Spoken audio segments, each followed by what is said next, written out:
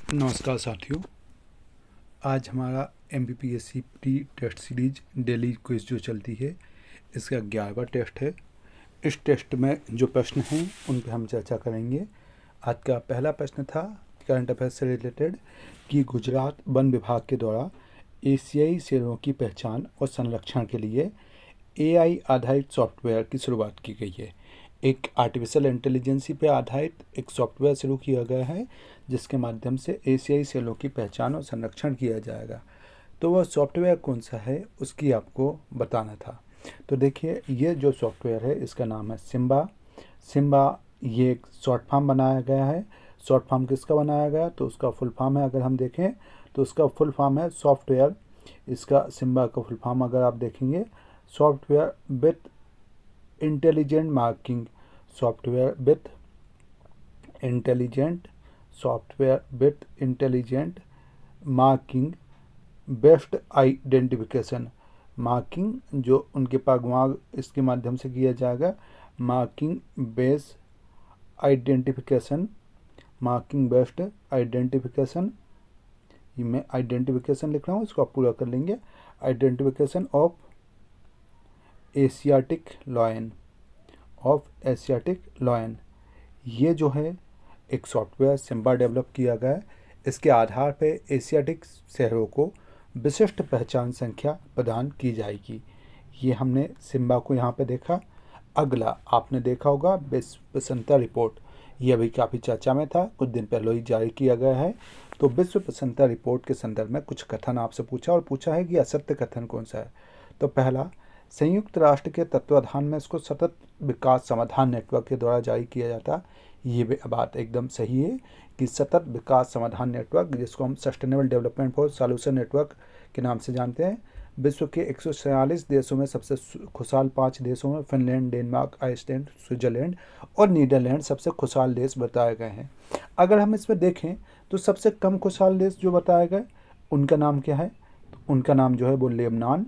सबसे कम खुशहाल देशों में लेबनान, जिम्बाब्वे, रवांडा, ये सबसे कम खुशहाल देश इसमें बताए गए हैं। ये भी आपको पता होना चाहिए। लेबनान, जिम्बाब्वे और रवांडा सबसे कम खुशहाल देश इसमें बताए गए हैं। 2021 में भारत को भारत को 124वां स्थान प्राप्त हुआ था। ये बात थोड़ी सी गलत दी गई है। भारत का जो स्थान था 2021 में, ये 139 स्थान था। अभी भारत का स्थान 2022 में 126वां हुआ। तो ये तो सही दिया गया। तो आपका सही विकल्प कौन सा होगा? सी विकल्प यहाँ पे सही होगा। ये हमने इसमें देखा। आपका अगला प्रश्न था भारतीय नौसेना का बारवा लंबी दूरी का समुद्री गश्ती विमान P-8I है ना। P-8I हमारा जो है वो बोइंग कंपनी हमें प्रदान कर रही है। बोइंग के साथ एक समझौता हुआ। पहली बार हमने P-8I को 2013 में शामिल किया था। बोइंग कंपनी ये भारत को प्रदान करती है। P-8I की बारवा जो विमान आने वाला था वो अभी आया हमारा। तो ये पूछा गया कि ये बोइंग कंपनी का संबंध किससे है। तो देखिए, बोइंग जो कंपनी है वो अमेरिका की कंपनी है। टोटल 12 विमान देने थे। 2013 से हमने इन विमानों को लेना प्रारंभ किया था, है ना। ये हमारा सही विकल्प है। अगला आपका प्रश्न था यहाँ पे, अगर हम क्वेश्चन नंबर 4 को देखेंगे तो निम्नलिखित में से कौन सा सत्य है? तो पहला, भारतीय महिला तेज गेंदबाज झूलन गोस्वामी 200 वनडे खेलने वाली जो है वो दूसरी महिला बन रही है। पहले बात बोली, झूलन गोस्वामी दूसरी महिला बनी है क्रिकेटर। और पहली महिला जो है वो मिताली राज है, जो कप्तान भी है। तो ये दोनों ही बातें सही हैं। मिताली राज ने अब तक 230 के आसपास वनडे मैच खेल लिए हैं। तो ये दोनों ही कथन यहाँ पे सही तरीके से दिए गए हैं। दोनों ही कथन हमें सही तरीके से दिए गए हैं। अब आपको देखेंगे chief of defence staff CDS जिनको हम जानते हैं, तो CDS बिपिन रावत, जिनकी हाल ही में दिसंबर में क्या हुआ था, मृत्यु हो गई थी विमान दुर्घटना में। तो उनको मरणोपरांत कौन सा पुरस्कार दिया गया है? तो इनको मरणोपरांत परम विभूषण का अवार्ड दिया गया है। परम विभूषण का अवार्ड उनकी बेटियों को दिया गया है, कृतिका और तारणी को ये अवार्ड दिया गया है। जब विमान दुर्घटना हुई थी तो इनके साथ 12 लोगों की, इनकी पत्नी के साथ 12 लोगों की और मृत्यु हो गई थी दुर्घटनावश। तो पद्म विभूषण अवार्ड दिया गया। पद्म विभूषण अवार्ड भारत रत्न के बाद दूसरा सर्वोच्च अवार्ड भारत सरकार के द्वारा प्रदान किया जाता है। तो यहाँ पे सही विकल्प सी रहा। फिर आपका अगला प्रश्न था अंतर्राष्ट्रीय वन दिवस 2022 की थीम क्या रही। तो देखिए 21 मार्च के दिन क्या मनाया जाता है, प्रतिवर्ष वन दिवस मनाया जाता है। कब? 21 मार्च को प्रतिवर्ष अंतर्राष्ट्रीय वन दिवस, इंटरनेशनल डे ऑफ फॉरेस्ट्री मनाया जाता है ना। वन के संदर्भ में जागरूकता बढ़ाने के लिए इसका आयोजन किया जाता है। और ये जो 2022 की जो थीम थी वो थी forest and sustainable production and consumption, अर्थात वन और सतत उत्पाद और खपत। वन और सतत उत्पाद और खपत, उत्पादन और खपत इसके सही विकल्प था। तो हमारी 2022 की जो थीम रही वो वन और सतत उत्पादन और खपत इसकी थीम रही, अर्थात forest and sustainable production and consumption इसकी हमारी थीम रही। आपका अगला प्रश्न था प्रसन्नता दिवस 2022। प्रसन्नता दिवस हमारा जो बनाया गया है, तो देखिए प्रसन्नता दिवस जो happiness, international day of happiness प्रतिवर्ष 20 मार्च को मनाया जाता है। प्रतिवर्ष कब मनाया जाता है? 20 मार्च को मनाया जाता है। और इस बार जो इसकी थीम थी वो क्या थीम थी? Keep com, stay wise and be kind, ये इसकी थीम रही। तो हमारा सही विकल्प यहाँ पे ए होगा, शांत रहें, है ना। ये इसका हमारा अगला वो रहा। ठीक है, अगला आपका प्रश्न था, यहाँ पे प्रश्न पूछा गया कि पृथ्वी, ये आपको पृथ्वी विज्ञान मंत्रालय के द्वारा डीप ओशन मिशन अभी प्रारंभ किया गया। ये बात तो सही है। डीप ओशन मिशन जो है वो भारत सरकार की ग्रीन इकोनॉमी पहल के समर्थन करता है। एक्चुअल में डीप ओशन मिशन जो है वो भारत सरकार की ब्लू इकोनॉमी, ब्लू इकोनॉमी क्या होती है? समुद्र से संबंधित जो संसाधन है उनका सही तरीके से हम उपयोग कर सके, उसके लिए ब्लू इकोनॉमी टर्म का यूज़ किया जाता है। तो deep ocean mission blue economy को लेकर तैयार किया गया है। साथ ही साथ पृथ्वी विज्ञान मंत्रालय ने भी एक ब्लू इकोनॉमी पॉलिसी भी लाई है। ब्लू इकोनॉमी पॉलिसी का मसौदा तैयार किया। ब्लू इकोनॉमी पॉलिसी हमारी क्या होगी, उसका मसौदा भी आपके पृथ्वी विज्ञान मंत्रालय के द्वारा प्रारंभ किया गया है। ये बात हमने यहाँ पे जानी। तो सही कथन इसमें कौन सा था? तो इसमें केवल पहला कथन यहाँ पे सही होगा। फिर आपका अगला प्रश्न था 2021 में से 100 में से कितनी खनन ब्लॉक रिपोर्ट। एक्चुअल में ये खनिज मंत्रालय भारत सरकार का है, ये खनन ब्लॉक रिपोर्ट जारी करता है कि कितनी नई खनन कहाँ पे हुआ है। इसमें अगर हम देखें 2021 में तो सर्वाधिक 21 खदानें मध्य प्रदेश में प्राप्त हुई है। कितनी? 21 खदानें प्राप्त हुई है, ये सर्वाधिक है। खनन ब्लॉक रिपोर्ट मध्य प्रदेश को 21 मिले हैं। तो हमारा सही विकल्प जो होता है वो बी विकल्प इसमें रहेगा। अगला आपका क्या था कि खनिज के दोहन और खनिज की खोज और दोहन के लिए state mining corporation, Madhya Pradesh का स्टेट माइनिंग कॉरपोरेशन और आपका जो है mineral exploration corporation limited, mineral exploration corporation limited जिसको अपन शॉर्ट फॉर्म में बोलते हैं MECL, के बीच में समझौता हुआ है। ये समझौता क्या हुआ कि मध्य प्रदेश में 82 जो क्षेत्र है, 82 जो एरिया हैं, उन 82 एरिया में इनके द्वारा क्या किया जाएगा, खनिज क्षेत्रों को निष्कासन किया जाएगा। कितना? 82। तो हमारा किसके बीच में हुआ? ये मिनरल एक्सप्लोरेशन कॉरपोरेशन लिमिटेड और स्टेट माइनिंग कॉरपोरेशन के बीच में ये समझौता हुआ है 82 जो खनन है उनके लिए। तो हमारा सही विकल्प यहाँ पे ए विकल्प होता है।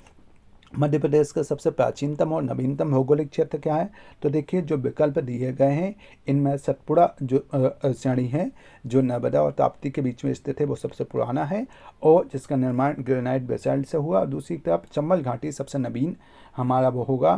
तो हमारा सही विकल्प जो होगा वो सतपुड़ा और चंबल घाटी यहाँ पे सही विकल्प होगा। अब आपको नीचे की तरफ जो दिया गया ये सतपुड़ा मैकाल श्रेणी की कुछ पर्वत चोटियाँ पूछी गई, उनकी ऊंचाई के आरोही क्रम बोला गया कि आरोही क्रम में कौन सा होगा। तो देखिए सबसे जो आपका जहाँ पे चोट दी गई है उसमें सही विकल्प क्या है हमारा कि कालीभीत जो है, कालीभीत की ऊंचाई जो दी गई है वो 770 मीटर के आसपास दी गई है कालीभीत की ऊंचाई। बिजलगढ़ पहाड़ियों की जो ऊंचाई दी गई है वो कितनी दी गई है? 849 बिजलगढ़ पहाड़ियों की ऊंचाई दी गई है। और अगर हम देखें धूपगढ़ पहाड़ी की ऊंचाई तो ये लगभग 1350 मीटर के आसपास धूपगढ़ पहाड़ी की ऊंचाई दी गई है। तो सही विकल्प कौन सा होगा? सी विकल्प हमारा यहाँ पे सही होगा। ये सारी सतपुड़ा मैकाल श्रेणी की पहाड़ियाँ हमें पूछी गई थी। अब पूछा गया कि मध्य प्रदेश में हरा संगमरमर, मध्य प्रदेश में डिफरेंट टाइप के संगमरमर मिलते हैं, जैसे सफ़ेद संगमरमर मिलता है। तो सफ़ेद संगमरमर हमारा कहाँ पे मिलता है? भेड़ाघाट पे मिलता है। आप सभी जानते हैं सफ़ेद संगमरमर भेड़ाघाट पे मिलता है। उसके बाद धब्बेदार संगमरमर कहाँ पे मिलता है? तो देखिए धब्बेदार जो संगमरमर मिलता है ये ग्वालियर में मिलता है। धब्बेदार संगमरमर ग्वालियर में मिलता है। हरा संगमरमर पूछा तो हरा संगमरमर हमको सिवनी में मिलता है। रंगीन संगमरमर जो मिलता है वो आपको कहाँ पे मिलता है? बैतूल में मिलता है ना। रंगीन संगमरमर का आपको कहाँ पे मिलता है? बैतूल में मिलता है। और जो टीकमगढ़ दिया है यहाँ पे बहुरंगी संगमरमर मिलता है। यहाँ पे कई सारे कलर का संगमरमर, बहुरंगी संगमरमर हमको प्राप्त होता है। तो सही विकल्प हमारा क्या आया? सिवनी, बी विकल्प हमारा सही आता है। ठीक है, तो ये हमने देखा। अब उसके बाद आपका अगला जो प्रश्न था वो ये है कि देश का प्रथम हीरा संग्रहालय कहाँ पे स्थापित किया गया? तो देखिए 2019 में पन्ना के छतरपुर जिले में, है ना, पन्ना अच्छा, ये जो स्थापित किया जा रहा है वो छतरपुर जिले में आपका स्थापित किया जा रहा है। छतरपुर जिले में देश का पहला हीरा संग्रहालय स्थापित किया जा रहा है। तो ये छतरपुर जिले के खजुराहो में, एक्चुअल में मैंने पन्ना बोला, छतरपुर जिले के खजुराहो में हीरा संग्रहालय स्थापित किया जा रहा है। तो सही विकल्प क्या होगा? डी। कब स्थापित किया गया? 2019 में इसको स्थापित किया गया। ये बात अपन ने इसके अंतर्गत जानी। फिर आपका अगला जो प्रश्न था वो हमारा क्या था? कोरंडम जो अयस्क है। तो देखिए कोरंडम जो है वो एल्यूमिनियम का एक अयस्क है और ये पिपरिया, सिंगरौली और सीधी जिले में, मतलब सीधी और सिंगरौली जिले में इसका उत्पादन होता है। एल्यूमिनियम का एक अयस्क है और ये आपका सीधी जिला और सिंगरौली जिले में, मध्य प्रदेश में इसका उत्पादन होता है। सीधी और सिंगरौली जिले में इसका उत्पादन होता है। ठीक है, अगला आपका प्रश्न था राज्य वन अनुसंधान संस्थान, मध्य प्रदेश का राज्य वन अनुसंधान संस्थान।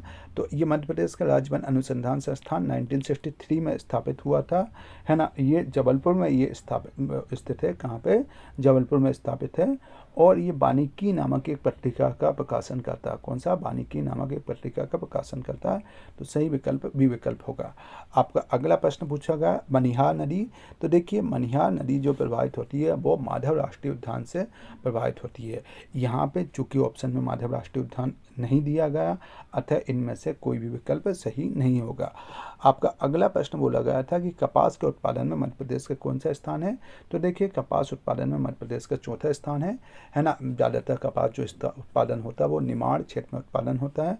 कपास का अनुसंधान केंद्र जो है वो खरगोन में स्थित है और जैविक कपास अनुसंधान केंद्र आपके कहाँ पर? खंडवा में स्थित है। अगर हमसे पूछा गया कि चूना उत्पादन में मध्य प्रदेश का कौन सा स्थान है, अगला प्रश्न था, तो चूना उत्पादन में मध्य प्रदेश का जो स्थान है वो दूसरा स्थान है। चूना उत्पादन में मध्य प्रदेश का दूसरा स्थान है। चूना जो है अपसारी सेलों में पाया जाता है और मध्य प्रदेश में चूने का लगभग 11.44% उत्पादन किया जाता है। ये हमने देखा। अब फिर आपका अगला प्रश्न था मध्य प्रदेश राज्य खनिज विकास निगम। तो देखिए मध्य प्रदेश राज्य खनिज विकास निगम की जो स्थापना हुई ये 1965 में मध्य प्रदेश राज्य खनिज विकास निगम की स्थापना हुई। मध्य प्रदेश में खनिज से संबंधित पहली नीति जो लाई गई थी 62 में इसकी स्थापना होती है। 1962 में खनिज विकास निगम, बी ऑप्शन इसका सही होगा, 62 में स्थापना होती है। खनिज को लेकर पहली खनिज नीति 1995 में पहली खनिज नीति लाई गई थी। वर्तमान में 2010 की हमारी खनिज नीति चल रही है। तो हमारा सही विकल्प क्या होगा? बी विकल्प यहाँ पे होगा। आप सभी का बहुत बहुत धन्यवाद।